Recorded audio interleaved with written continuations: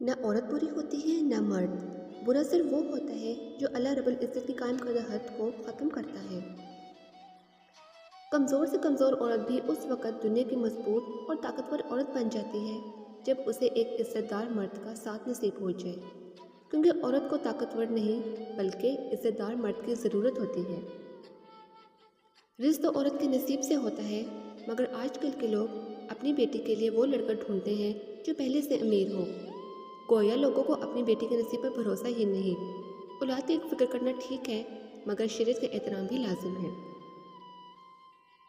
عزت عورت کو دیے جانے والے تحفوں میں سب سے اہم تحفہ ہے، لیکن اتنا قیمتی تحفہ دینا ہر مرد کے بس کی بات نہیں. عورت ہی کیوں، مرد کو بھی تو اچھی نصیب کی دعا دینی چاہیے، کیونکہ اگر عورت کے حصے غلط مرد آئے تو اس کا گھر خراب ہوتا ہے. اگر مرد کے حصے غلط عورت آ جائے تو پوری نسل تباہ ہو جاتی ہے. عورت نازک ہوتی ہے اور مرد سخت جان. اس کے باوجود عورت مرد کا تھپڑ بھی سہ لیتی ہے اور مرد اس کی اونچی آواز تک نہیں برداشت کر سکتا. عورت کو کبھی کم نہ سمجھو. مرد کی اونچی آواز اسے ڈرا دھمکا سکتی ہے، لیکن عورت کی خاموشی مرد کی بنیادوں تک کو ہلا سکتی ہے. بیوی اپنے شوہر سے اس وقت تک لڑتی یا ضد کرتی ہے جب تک اس سے پیار کی امید ہوتی ہے. جب وہ امید ختم ہو جاتی ہے تو وہ لڑنا اور ضد کرنا بند کر دیتی ہے. جس طرح مردوں کو باحیا عورتیں اچھی لگتی ہیں، اسی طرح عورتوں کو بھی باکردار مرد ہی اچھے لگتے ہیں. عورت کتنی بھی بہادر ہو، کتنا بھی ضبط کرنا جانتی ہو، مگر وہ ایک ایسی نگاہ ضرور چاہتی ہے جو دیکھتے ہی جان لے کہ آنکھیں تھکن سے لال ہیں یا ضبط سے. عورت رو سکتی ہے، دلیلیں نہیں پیش کر سکتی. اس کی سب سے بڑی دلیل اس کی آنکھ سے ڈھلکا ہوا آنسو ہے. حیا اور وفا اگر کسی عورت میں ہے تو اس سے بڑھ کر کوئی دوسری عورت خوبصورت نہیں ہو سکتی. عورت کی وفاداری اس وقت پتہ چلتی ہے جب مرد کے پاس کچھ نہ ہو، اور مرد کی وفاداری اس وقت پتہ چلتی ہے جب مرد کے پاس سب کچھ ہو. عورت کو عزت رب نے تحفے میں دی ہے اور مرد کو کمانی پڑتی ہے. وہ عورت کبھی خوش قسمت نہیں ہو سکتی جس کے پاس دنیا کی ساری عیش و عشرت ہو، بلکہ خوش قسمت عورت وہ ہوتی ہے جس کے پاس اپنے شوہر کی سچی اور پاک محبت ہو. میاں بیوی کا رشتہ 3 باتوں کی وجہ سے مضبوط ہوتا ہے. پہلی اعتبار، دوسری محبت، تیسری اور سب سے اہم احساس.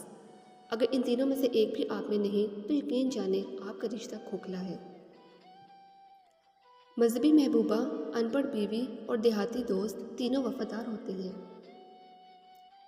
مرد ہمیشہ اپنے دوستوں کے سامنے بولتا جبکہ لڑکیوں کے سامنے ہنستا، اور بیوی کے سامنے صرف سنتا ہی نظر آیا ہے.